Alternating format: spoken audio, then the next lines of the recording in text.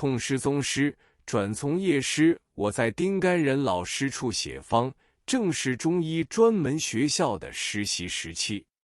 原想随从2年，以增学识，不料这1年上海大疫，许多医生病倒了，而各处善堂求诊的病人增加了2、3倍。丁甘仁老师也突然患上了湿温伤寒症，那时他的哲寺仲英师只得停诊侍候。仲英师待我很好，他说南市广义善堂缺一个医生，我就派你去应诊，不过是临时性的，为期大约3个月，月薪是24元。于是我就即日赴任，我未毕业就开始做医生了。丁甘仁老师卧病1个月，竟撒手西归，享年55岁。这么一来，对我的刺激很大。那些天我在广义善堂门诊只做1个上午，下午就到丁家去帮忙做各项事务工作。丁公甘仁是上海第1名红医生，小说家朱寿菊别属海上说梦人著的《谢普潮》小说中形容丁公是一位千万富翁。在交易所风潮中，京报发表过一个消息，说是名医丁甘仁一夜之间投机亏折100多万。其实这类消息都是言之过甚，实际上丁公谢世后检点家财，只有山家园一所住宅是朱斗文卖给他的，当时价钱是6万4千元，还有一所在登贤里的房屋是自己建筑的，花了2万6千元，在银行现款仅1万余元，既是欧阳夫人有现金10余万，此外在他家乡常州有田5000亩，他的财富只此而已。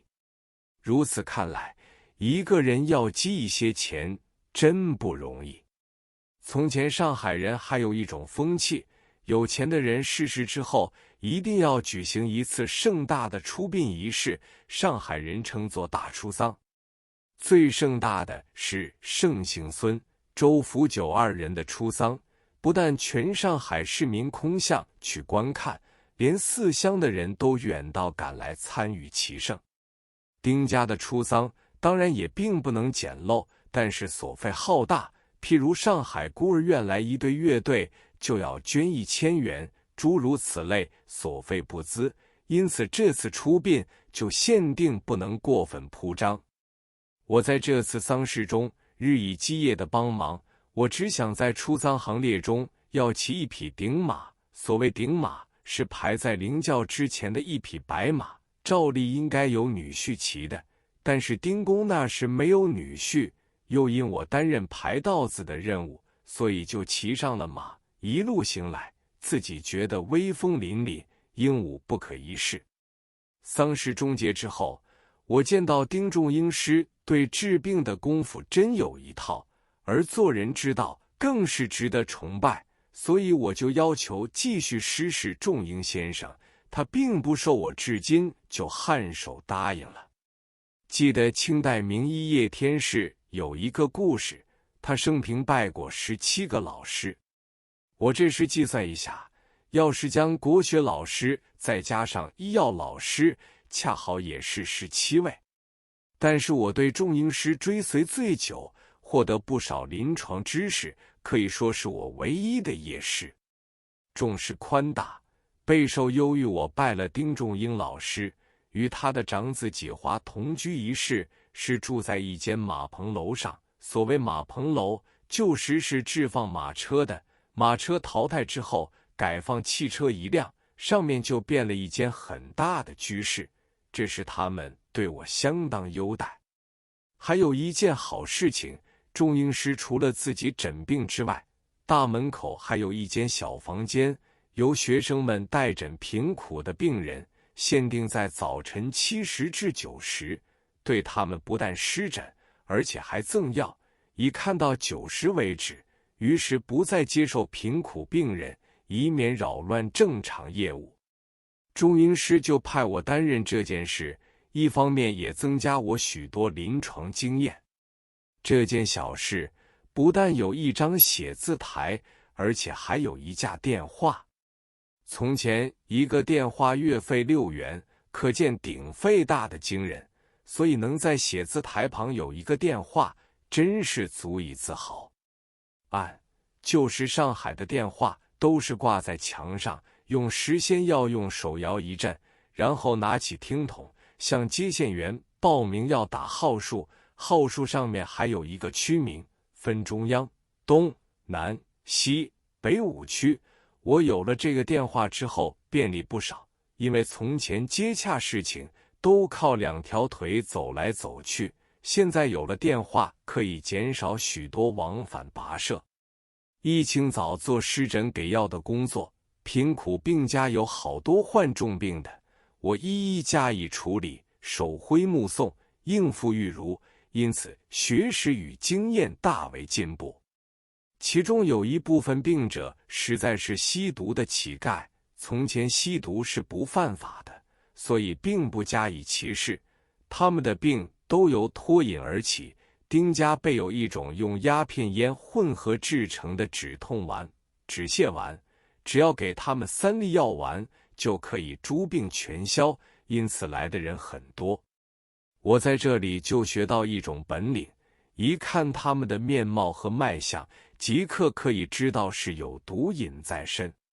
有许多寒士不承认吃烟，但是经我一看，他就无所遁形了。我向来一早起身，工作是不停的，越是忙碌，精神越是旺盛，从来不生病，唯一的嗜好就是看电影。小的时候，小南门通俗电影院是我常去的，做券大人收铜元12枚，小童收6枚，影片全是默片，并没有银幕，只是设一张白幔布而已。在白幔布后面放着5排椅子，坐这种座位看戏，只拿半费，可是映出来的画面和字句都是相反的。我坐这种位子，所费不过铜元3枚。后来进一步到西门方邦桥共和大戏院去看电影，坐券小阳一角，所看的多是有连续性的侦探长片，全部戏最少有24本，每隔1星期换一次片，每次只4本。我还记得所有影片都是《宝莲历险记》《宝莲夺宝记》《血手印》之类。后来卓别林影片问世，都是1、2本的短片。相隔23年，罗克香港称神经6相继出品，也是短片，观众欢迎有如疯狂一般。